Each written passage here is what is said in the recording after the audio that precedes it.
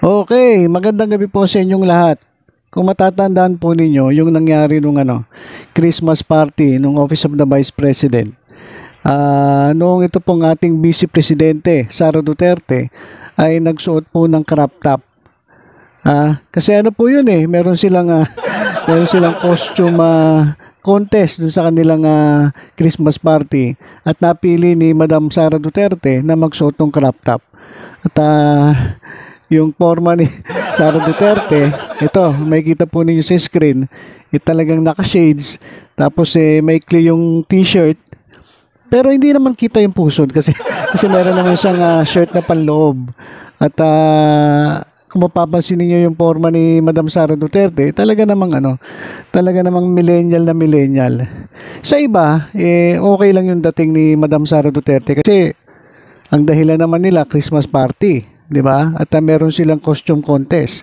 Pero sa iba, hindi naging maganda yung dating. Kasi sabi nga nila, Vice President ka ng Pilipinas, dapat inilalagay mo yung sarili mo sa dapat mong kalagyan. So kung may mga ganyang mga contest, hindi ka na dapat sumasali. Hayaan mo na lang yung mga tao mo, yung mga staff mo, yung mga empleyado ng Office of the Vice President ang sumali sa mga ganyang klaseng contest. Ikaw bilang Vice President ng Pilipinas, wag ka nang makisali. Diba? Wag ka nang makisali. Pwede ka naman maging judge, pero wag ka nang makisali para pangalagaan mo yung imahe ng isang Vice Presidente ng Pilipinas. So, ganun yung naging issue noon kay Madam Sara Duterte.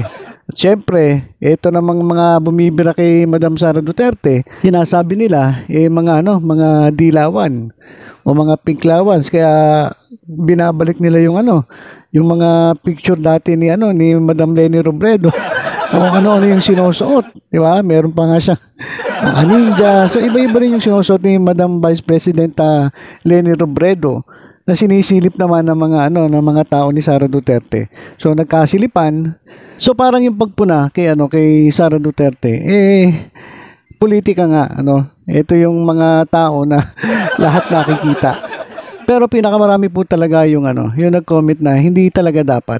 Bilang Vice Presidente, dapat ingatan mo yung imahe ng posisyon na pinangahawakan mo.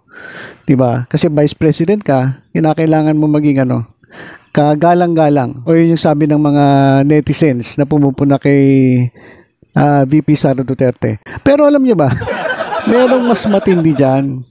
May mas matindi pa dyan talagang talagang ito masasabi natin puputaktihin ng mga basher.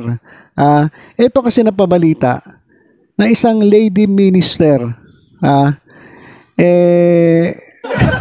nag-cover girl sa Playboy magazine. Ayun yung matindi. Si Sara Duterte doon lang sa Christmas party tapos naka-crop top lang. Hindi naman naka-bikini.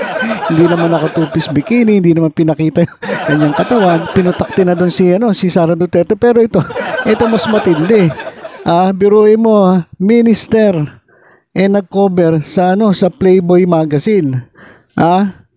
Ito, babasahin ko yung report. Sabi rito, bukod sa pagbatikos ng kanyang mga kasama sa partido, pinutakti rin ng mga basher si French Minister Marlene Schiappa matapos itong pumayag na maging cover girl ng adult magazine na Playboy.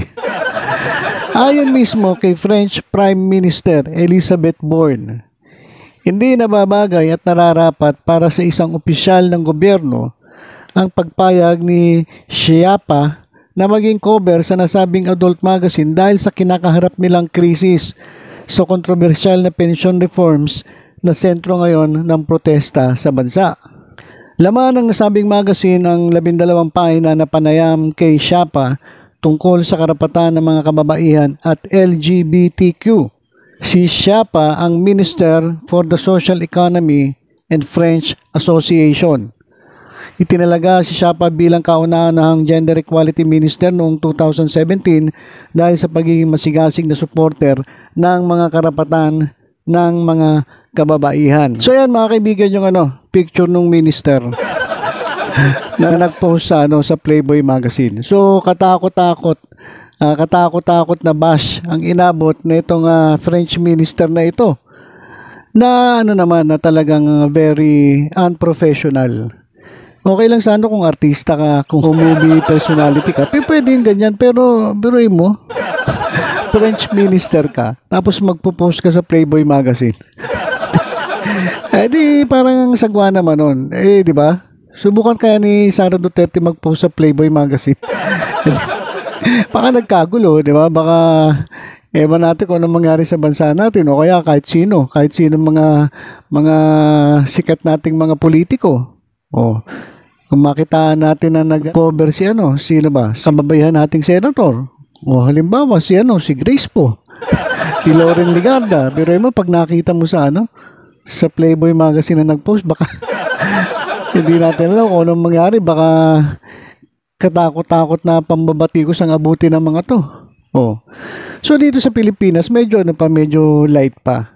Pero pagdating sa ibang masa, matindi. French minister ka, magpo-post ka sa cover ng Playboy magazine. Di pet malu. Di ba?